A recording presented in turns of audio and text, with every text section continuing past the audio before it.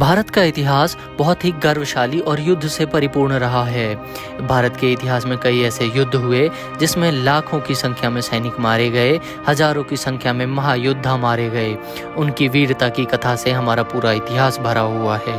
दोस्तों, कई ऐसे युद्ध हुए जिसमें राजाओं ने एक दूसरे राजा को पराजित किया और उनके किलों पर अधिकार कर लिया। जानते हैं ऐसे ही कुछ महत्वपूर्ण युद्धों के बारे में। हाइडा स्पीस का युद्ध 326 ईसा पूर्व। हाइडा स्पीस का युद्ध सिकंदर और पंजाब के राजा पोरस के बीच हुआ था, जिसमें सिकंदर की विजय मानी जाती है। इस युद्ध को झेलम का युद्ध भी कहा जाता है, क्योंकि यह झेलम नदी के तट पर लड़ा गया था। कलिंग का युद्ध 261 ईसा पूर्व।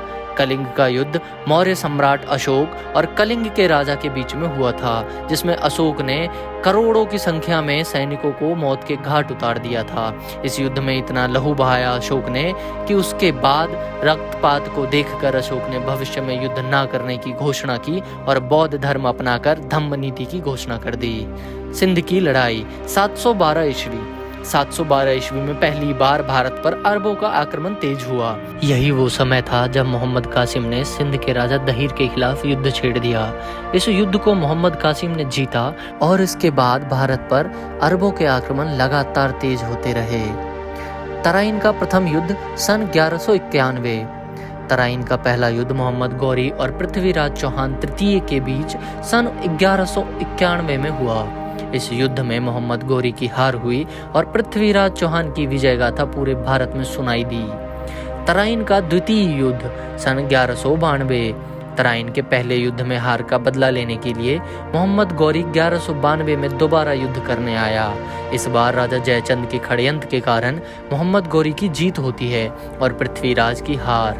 मोहम्मद गौरी अपने सेनापति कुतुबुद्दीन ऐबक को भारत का शासन सौंपकर वापस चला गया और इस प्रकार भारत में मुस्लिम शासन की स्थापना हो जाती है। दिल्ली सल्तनत के पहले वंश गुलाम वंश की स्थापना 1206 में कुतुबुद्दीन ऐबक ने की। आइए दोस्तों, अब आगे बढ़ते हैं और जानते हैं मध्यकालीन भारतीय इतिहास के कुछ प्रमुख युद्ध। पानीपत का प्रथम युद्ध सन 1526। पानीपत का पहला युद्ध पहले मुगल शासक बाबर और इब्राहिम लोदी के बीच सन 1526 में हुआ। इस युद्ध में बाबर ने जीत के साथ भारत में मुगल वंश की स्थापना की और दिल्ली सल्तनत का अंत हुआ।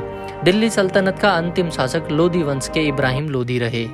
बाबर की जीत का मुख्य कारण भारत में पहली बार तोपों का इस्तेमाल किया जाना। पानीपत का द्वितीय युद्ध सन 1556। पानीपत का द्वितीय युद्ध मुगल शासक अकबर और हेमू के बीच हुआ था। इस युद्ध में अकबर की सेनापति बैरम खान ने सम्राट हेमू को मारने के साथ युद्ध को जीत लिया था। सम्राट हेमू को हेमचंद्र विक्रमादित्य के रूप से भी जाना जाता है। यह अफगान शासक मोहम्मद आदिल शाह का सेनापति था। हल्दी घाटी का युद्ध सन 1576। हल्दी घाटी का युद्ध मुगल शासक अकबर और मेवाड़ के राणा महाराणा प्रताप की सेनाओं के बीच 18 जून 1576 को हुआ। इस युद्ध में अकबर की तरफ से राजा मान सिंह ने हिस्सा लिया, जबकि महाराणा प्रताप का साथ स्थानीय भीलों ने दिया था। इतिहास का यह प्रसिद्ध युद्ध नतीजे को लेकर आज भी मतभेद में रहा। ये एक बात तो स्पष्ट है कि किसी भी एक पक्ष की जीत ना हुई थी। ना अकबर हारा था, ना ही मेवाड़ पर कब्जा कर पाया। दोस्तों, आधुनिक भारतीय इतिहास के कुछ युद्धों के बारे में जानते हैं। प्लासी का युद्ध सन 1757। प्लासी का युद्ध 23 जून 1757 को ईस्ट इंडिया कंपनी और बंगाल के नवाब सिराजुद्दौला के बीच हुआ। इस युद्ध में रॉबर्ट क्लाइव ने नेतृत्व करके ब्रिटिश की सेना को जीत दिलाई और मीर जाफर को बंगाल का नया नवाब बना दिया। भारतीय इतिहास में यह युद्ध काफी महत्वपूर्ण है।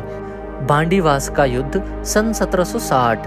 बांडीवास का युद्ध ब्रिटिश ईस्ट इंडिया कंपनी और फ्रेंच ईस्ट इंडिया कंपनी के बीच सन 1760 में हुआ, जिसमें फ्रांसीसियों की हार और भारत में उनकी शक्ति का अंत हो गया। बांडीवास के युद्ध के बाद ब्रिटिश ईस्ट इंडिया कंपनी ही एकमात्र प्रमुख यूरोपीय शक्ति के रूप में उभर कर आई। पानीपत का तृतीय युद्ध सन 1761। मुगल शक्ति कमजोर होने के साथ ही मराठा प्रमुख शक्ति के रूप में उभर आए और उत्तर भारत की ओर भी शासन को फैलाने लगे। लेकिन 1761 में अफगान शासक अहमद शाह अब्दाली और मराठा के बीच पानीपत के तीसरे युद्धों में मराठा की हार होने के साथ उनका यह सपना पूरी तरह टूट गया। बक्सर का युद्ध सन 1764। बक्सर का युद्ध ईस्ट इंडिया कंपनी और बंगाल के नवाब मीर कासिम, अवध के नवाब शुजाउद्दौला और मुगल शासक शाह आलम द्वितीय की संगठित सेनाओं के बीच हुआ। इसके बावजूद ईस्ट इंडिया कंपनी ने इस युद्ध को जीत लिया और पूरे उत्तर भारत पर बड़ी शक्ति के रूप में उभरा। इसी युद्ध के बाद ईस्ट इंडिया कंपनी भारत में प्रशासन में और ज्यादा शामिल हो गई। यह युद्ध भी महत्वपूर्ण घटनाओं में से एक है। धन्यवाद दोस्तों, मिलते हैं अगली गाथा में। तब तक चैनल के सब्सक्राइब बटन को दबाकर हमसे जुड़ जाएं।